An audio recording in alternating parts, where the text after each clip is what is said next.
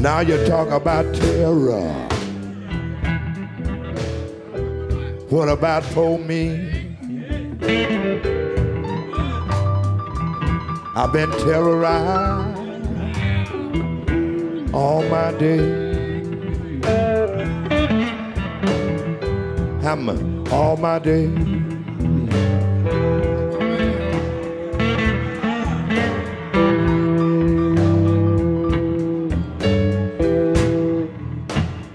Craig Murray, the former British ambassador to Uzbekistan, was removed from his post after he made public the widespread use of torture by the Uzbek government and the CIA. He has since become one of Britain's most important human rights campaigners and a fierce advocate for Julian Assange, as well as a supporter of Scottish independence. His coverage of the trial of former Scottish First Minister Alex Salmond, who was acquitted of sexual assault charges, saw him charged with contempt of court and sentenced to 8 months in prison. The very dubious sentence, half of which Craig served, upended most legal norms. He was sentenced, his supporters argued, to prevent him from testifying as a witness in the Spanish criminal case against UC Global Director David Morales, being prosecuted for installing a surveillance system in the Ecuadorian embassy when Julian Assange found refuge that was used to record the privileged communications between Julian and his lawyers. Morales is alleged to have carried out this surveillance on behalf of the CIA. Murray has published some of the most prescient and eloquent reports from Julian's extradition hearings and was one of a half-dozen guests, including myself, invited to Julian and Stella's wedding in Belmarsh Prison in March 2022. Prison authorities denied entry to Craig based on what the UK Ministry of Justice said were security concerns, as well as myself, from attending the ceremony. Joining me to discuss what is happening to Julian Assange and the rapid erosion of our most basic democratic rights is Craig Murray. And just to begin, Craig, I read all of your reports from the trial, which are at once eloquent and brilliant. I think it's the best coverage or the hearings that we've had of the hearings. But I want you to bring us up to date where we are with the case at this moment. Yeah. I mean, the legal procedures have been extraordinarily convoluted. After the first hearings, the magistrate ruled that Julian couldn't be extradited on essentially health grounds and due to the conditions in American prisons.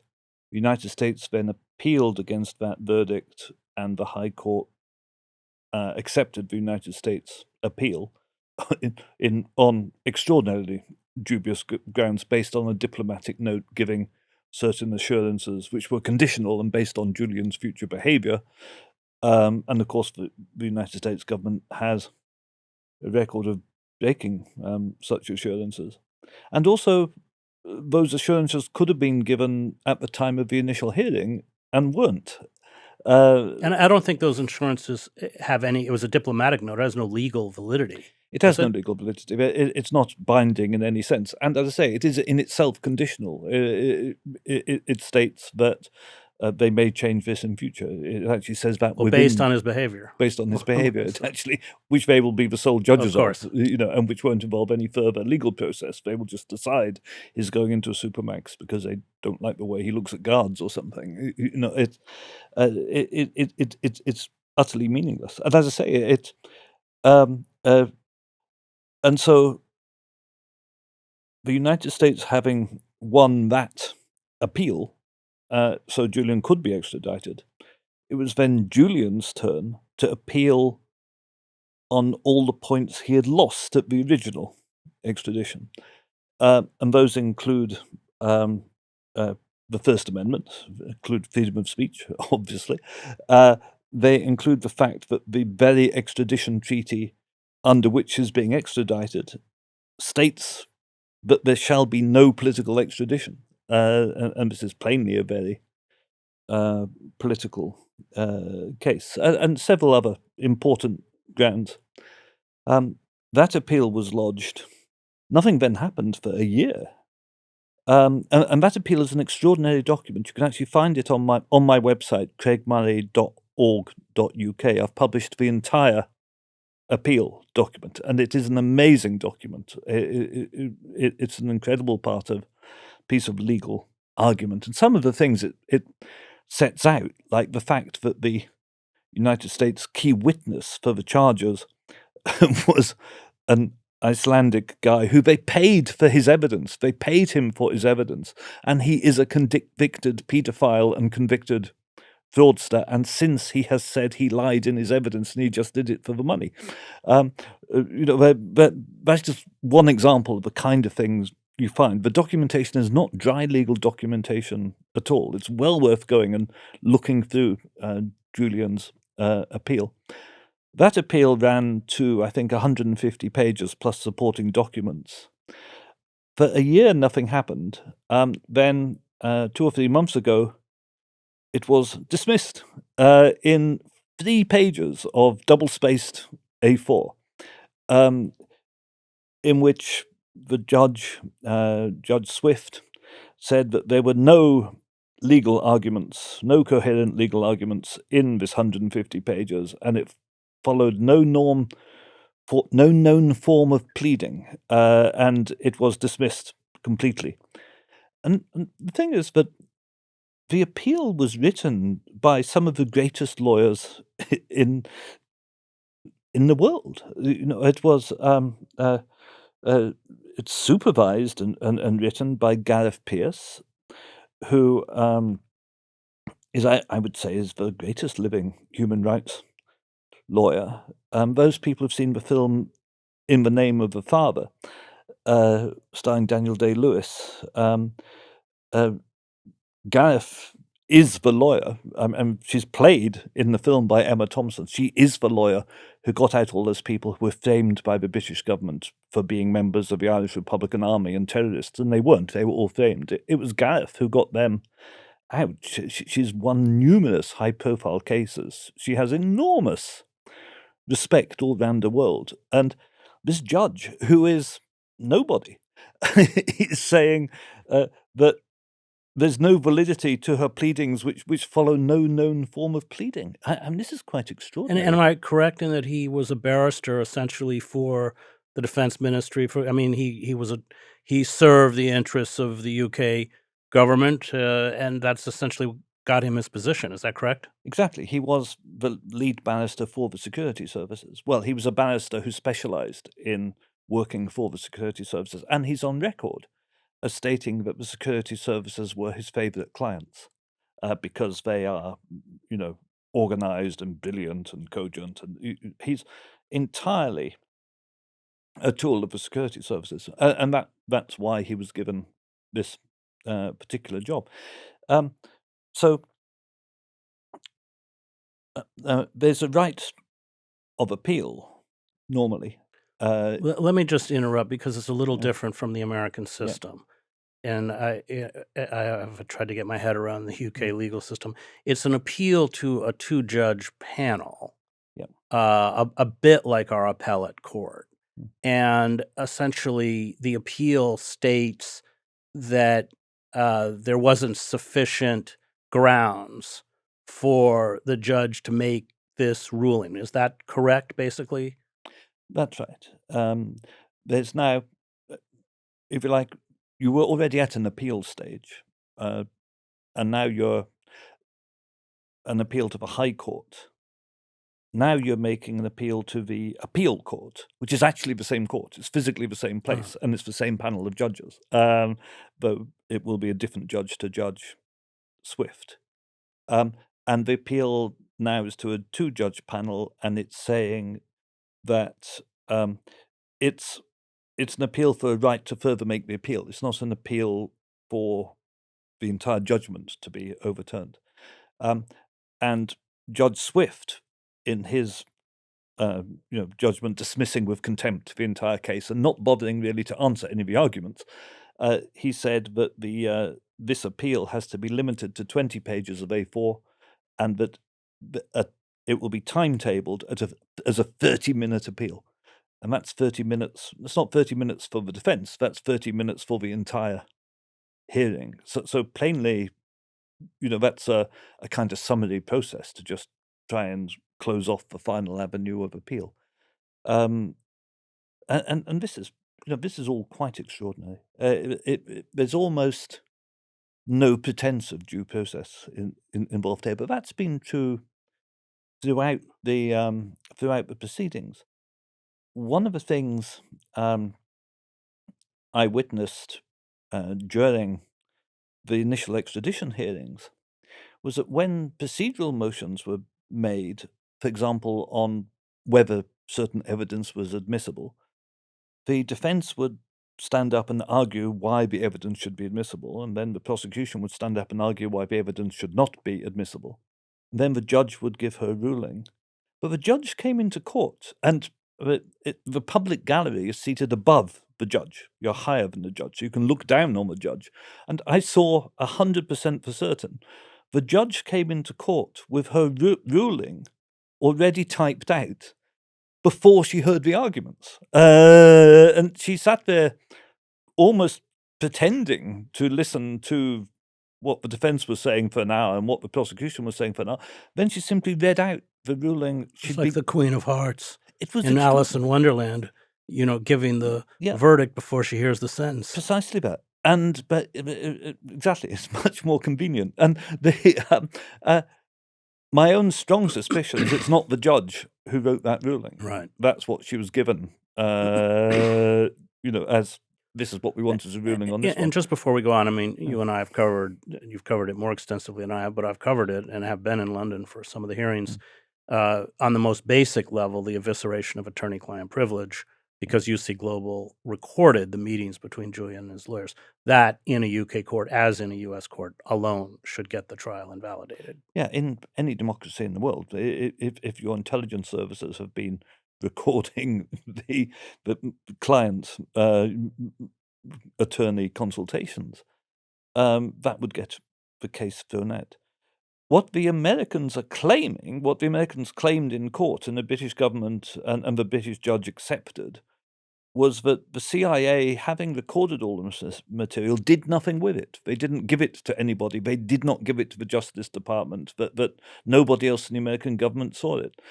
I mean, if that were true, I should say I don't believe it for a moment, but if I were an American taxpayer, I would want to know why is the CIA going to enormous lengths and spending loads of money to obtain secret recordings of and then do nothing with them.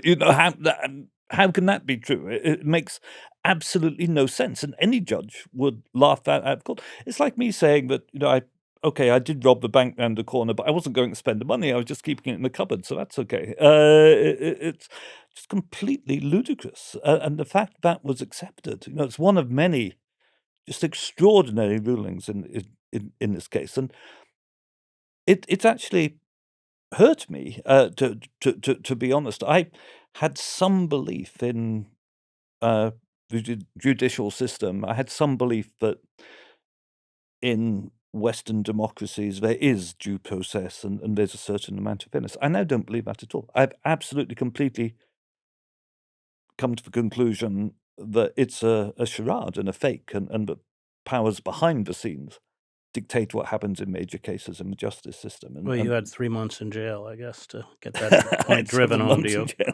To get used to it. Yeah. But this is the last within the UK legal system. This appeal, which, as I understand, was this was 3 months ago. Wasn't there a 6-week deadline where they had to render a ruling within 6 weeks? They had. Well, the defense had 6 weeks to submit their 20-page. And the understanding was that that meant that the thing would be done very quickly, but it's all terribly arbitrary. After the first appeal was submitted, there was over a year's gap for no reason at all, and then just a 3-page response to it. It doesn't take a year to write a 3-page response, and so at times it seems as though the process is for punishment. I mean, they're quite happy that they've got Julian in a maximum security prison in dreadful positions, and they're slowly killing him, in effect. And so they are in no hurry. And at times it seemed as though they're deliberately doing things as slowly as possible. Well, this is what Niels Melzer, the special rapporteur on torture for the UN, said, that he called it a slow motion execution, I think were his words. And as you know, they put me in jail, and my own belief is that that wasn't anything to do with the articles I'd published on the trial of Right, Alex Salmond. right. That was just the excuse. Of It was course. because of my advocacy for and friendship with Julian. That's why they put me in jail, I think. And I was in a cell. My cell was 12 feet by 8 feet, which is slightly larger than Julian's cell. And I was kept in solitary confinement for 23 hours a day, sometimes 23 and a half hours a day, uh, for for 4 months.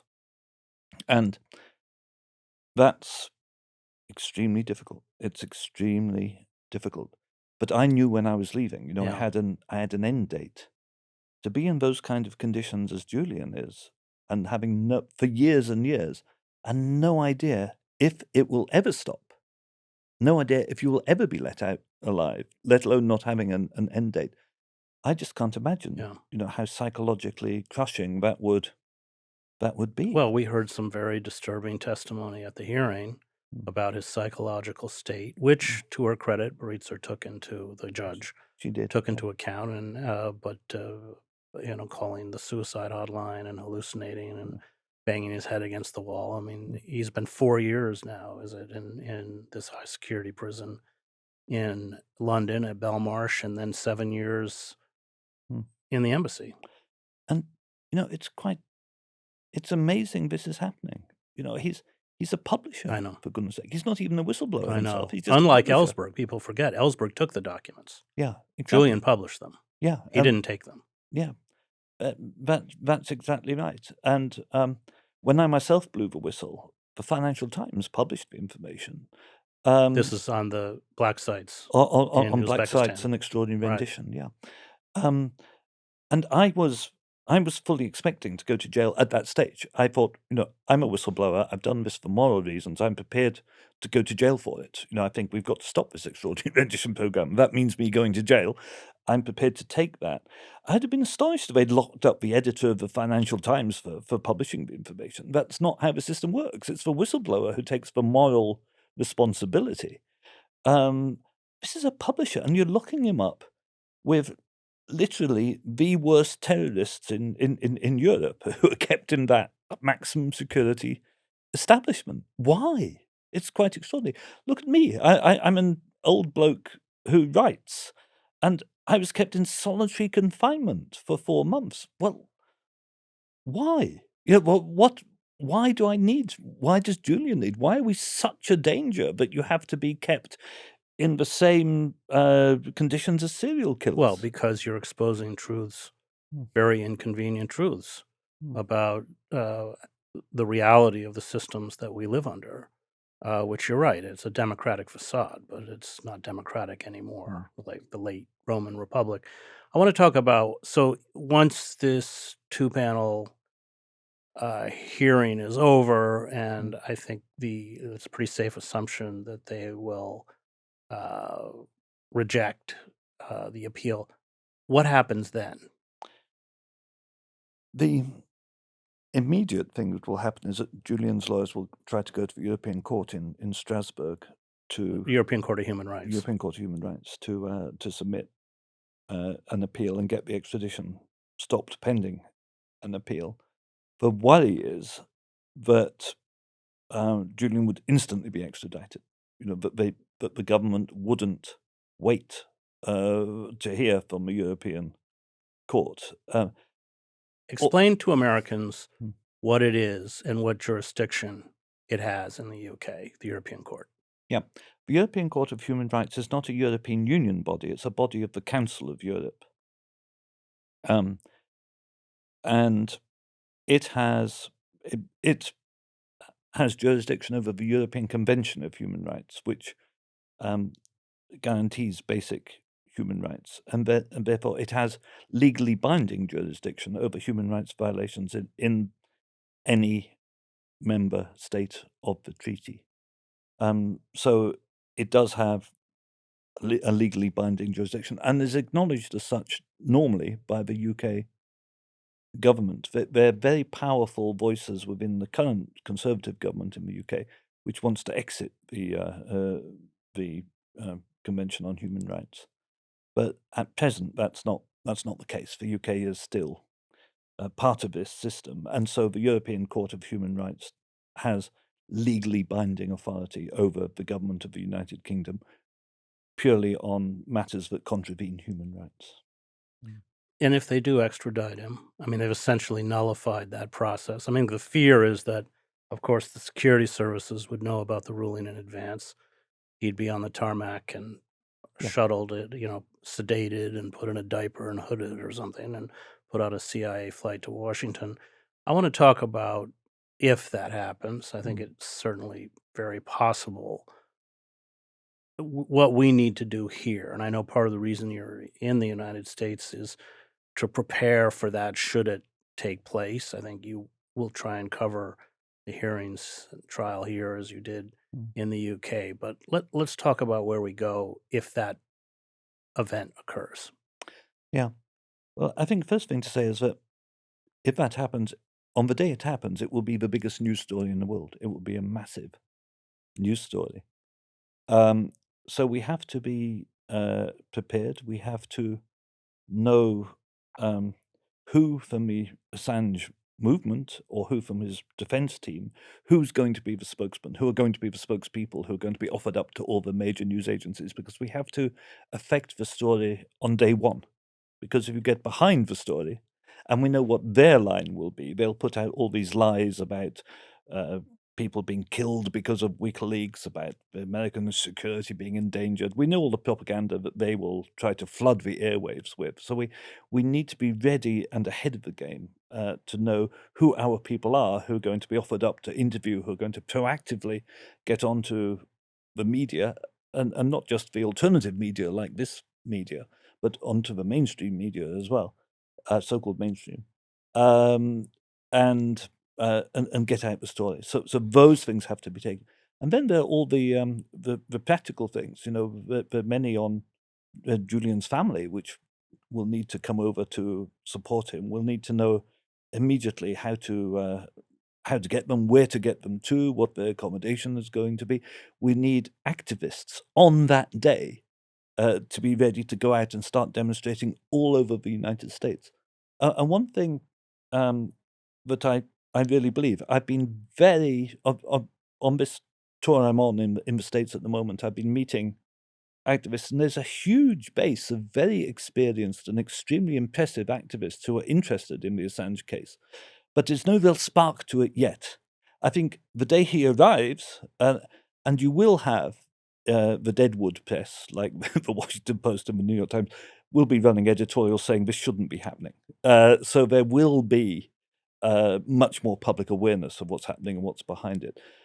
And I think that day there are a lot of people ready to jump into action. Well, they have to know what to do. No, we have to know in each city and town in the United States where there's going to be a demonstration the day he arrives, where people should go, what time they should get there. We need to start preparing that kind of base level of activism. I visited Julian with my friend Michael Ratner, who was Julian's lawyer since we've lost Michael a couple of years ago. But I remember, he was a great civil rights attorney, founded the Center for Constitutional Rights. But I remember Michael telling me that in order to prosecute these cases, and he got legal representation, for instance, for the prisoners in Guantanamo, you need people in the streets, that it's extremely important. And he's talking about his work in the courtroom, that there are people outside the courtroom, and you may have been in the courtroom when I was in London with Baritzer complaining at one point, the judge, about the noise outside the courtroom. Yeah, no, I think that's absolutely right. We're going to need to have people at the actual court itself. And of course, we don't know exactly. There'll be all kinds of procedural steps of Julian being produced and not produced, and all kinds of motions filed and things before the court itself gets the trial proper gets going. But at each stage, it's very important to have people available and at the courtroom and able to go outside. What about the argument that Biden doesn't want to deal with this? Well, he's a very close election. He's kind of neck and neck with Trump. And then let's also talk about the speculation that there might be a plea deal and he could go to Australia. He's an Australian citizen, of course. Well, firstly, I sometimes really wonder whether the United States government realizes how it looks to the outside world. You know, here you have a government whose main political opponent, and I'm no fan of Donald Trump, I'm not a fan of Donald Trump, but he is their main political opponent. And they're trying to put him in prison so he can't fight in an election. Now, how does that look to the rest of the world? What are you constantly accusing Russia of doing? What are you constantly accusing all kinds of other nations of doing? How does that affect U.S. standing? We've got a presidential election coming, so the guy who's ahead in the polls, let's put him in jail so he can't stand. And if at the same time you're doing that, you're also trying to put the most famous publisher in the world in jail simultaneously. What message is that sending out to the world? That's sending out the message to the world that you are a completely fake democracy and that your human rights record is actually no better than that of China or Russia or any of these other countries you are constantly criticizing. So I think the Biden administration would be completely mad to bring Julian here, to extradite Julian. I don't understand why they don't see the danger in what they are doing in terms of freedom of speech worldwide and people's opinion to repression and censorship I think worldwide. because it's driven by the CIA. I think the CIA with Vault 7, which exposed the hacking tools that the CIA has put into our phones, our televisions, even our cars. And that, of course, is when Trump announced the extradition. And before, President Obama had used the Espionage Act against whistleblowers, but he hadn't used it against journalists. Trump upped the ante by calling for the use of the Espionage Act to extradite, in this sense, a journalist. But my reading of it is that they don't care how they look. And part of it is to send a message. It doesn't matter what nationality you are. It doesn't matter where you are. WikiLeaks is not a US-based publication.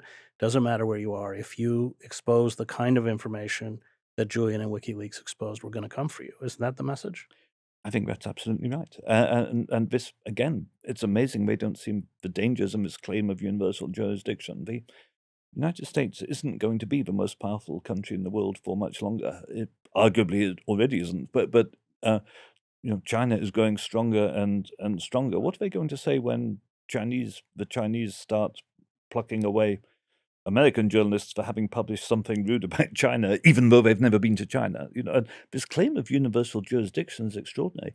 And what's even more extraordinary is they're claiming universal jurisdiction, that Julian is under their jurisdiction because he published American secrets, even though he's not an American and he wasn't in America.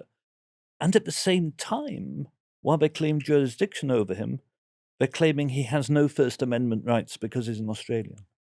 Now that's the combination of that. Okay, we have jurisdiction over you. You have all the liabilities that come with that, but you have none of the rights that come with that because you're not one of our citizens. That's pernicious. And I actually, it's so illogical and so vicious. I actually didn't believe it. I thought this was just Pompeo mouthing off until there was a recent Supreme Court judgment about 2 years ago in the case of U.S. aid against overseas development agencies, where it said essentially that the people abroad in receipt of U.S. aid don't have First Amendment rights and can be gagged from saying certain things as a condition of aid because they're not US citizens. And if you read the judgment specifically says we cannot accord First Amendment rights to non-US citizens because otherwise it would have to apply to overseas citizens handled by the US military. So what they're saying is if Julian has First Amendment rights, then people in Guantanamo Bay have rights. So no one has I just want rights. to close because there's been noises out of Australia. The ambassador, Carolyn Kennedy, said that they, might consider a plea deal. I have put no credence in it. I think it's all smoke, but I wondered what you thought. Yeah, I think it's an attempt to placate Australian public opinion. Public opinion in Australia is extremely strong. Over 80% of Australians want Julian released and allowed to go home to Australia. And Blinken came there and made some very hostile and undiplomatic remarks at a time Australia was allowing the United States to base nuclear weapons on its side.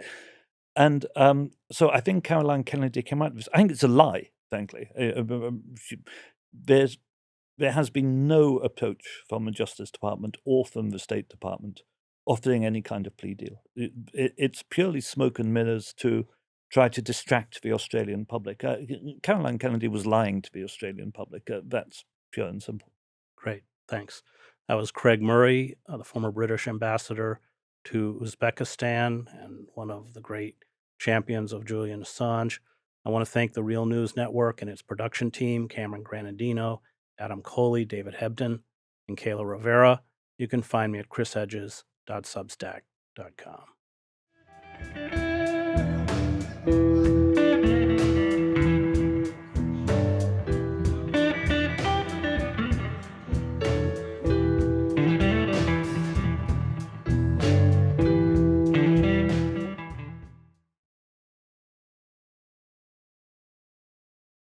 Thank you so much for watching the Real News Network, where we lift up the voices, stories, and struggles that you care about most.